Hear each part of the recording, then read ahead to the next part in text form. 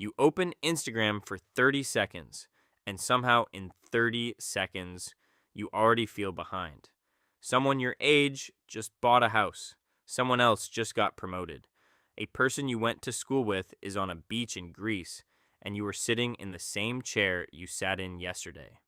Nothing about your life changed, but something inside you shifted. You feel smaller. This is not a character flaw. It is not jealousy in the way your grandmother meant it. It is something far older, far stranger, and far more deeply wired into your brain than any social media platform could ever manufacture.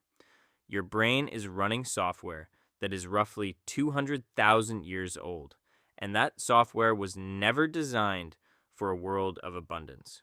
It was designed for a small group of people, maybe 150 at most, all of whom you knew personally, all of whom you saw every single day. Psychologist Robin Dunbar spent decades studying the social architecture of the human brain. And what he found was that your mind was built to track relationships, hierarchies, and status within a tight social circle.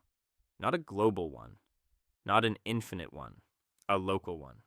That is where social comparison was born. Not from vanity, from survival. In a group of 150 people, knowing where you stood mattered. If you had more resources than the person next to you, you were more likely to survive a bad winter. If you had less, you needed to know that too, so you could form alliances, trade skills, or shift your behavior. Status tracking was not ego. It was information. Neuroscientist Robert Sapolsky found that the brain's stress response activates almost identically, whether a threat is physical or social. Losing rank in a group triggered the same cortisol spike as being chased. Your nervous system did not distinguish between the two. It still does not. So, what happens when you take that ancient tracking system and plug it into the internet? You give it an infinite comparison pool, and it cannot stop. Psychologist Leon Festinger first named this in 1954. He called it social comparison theory. His insight was simple and devastating. Humans do not evaluate themselves in a vacuum. You assess your abilities, your status, your worth by measuring them against other people. You always have, you always will. The question is which people your brain is measuring you against. For 99% of human history, that group was small, finite. You knew every face. You knew their limitations as well as their strengths. The person in your tribe who ran faster than you also got sick every winter. The one with the bigger shelter had a bad knee. Context was built in. It was impossible to compare yourself to a curated highlight reel because no one had one. Now you do. And so does everyone else. Billions of them. Every time you scroll, your brain thinks it is scanning the tribe. It is doing exactly what it evolved to do. It is collecting status signals, running comparisons, and updating your position in the hierarchy in real time. The problem is that the tribe now contains 7 billion people, and every single one of them is showing you only the best moments of their lives.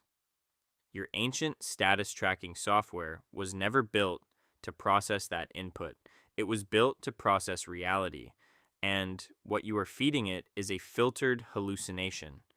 Researcher Sherry Turkle at MIT spent years studying how people behave when they are always connected. What she found was that constant digital comparison does not just make people feel worse, it changes how they think about themselves at a structural level. They start to see their real lives through the lens of how those lives would look online. They compare not just outcomes, but aesthetics. Not just achievements, but angles. Your brain cannot tell the difference between a real rival and a curated persona. It responds the same way. That tightness in your chest when you see someone else's success is not weakness. It is an ancient alarm system misfiring in a world it was never designed for. And here's the part that changes everything. You cannot turn this off, but you can change what you feed it. Festinger also found that people naturally prefer what he called lateral comparison, measuring themselves against people at a similar level, moving in a similar direction. That kind of comparison is not corrosive, it is motivating. It is information you can actually use. The tribal brain did not just track who was above you, it tracked who was moving beside you, who was struggling the way you were struggling. That signal was just as important, maybe more. So the next time you open Instagram for 30 seconds and feel smaller, you are not broken. You are ancient. You are doing exactly what your brain was built to do. The question is whether you are giving it real rivals or digital mirages. Because your ancestors did not compare themselves to the whole world. They compared themselves to the 150 people they could actually see. And somehow that was enough.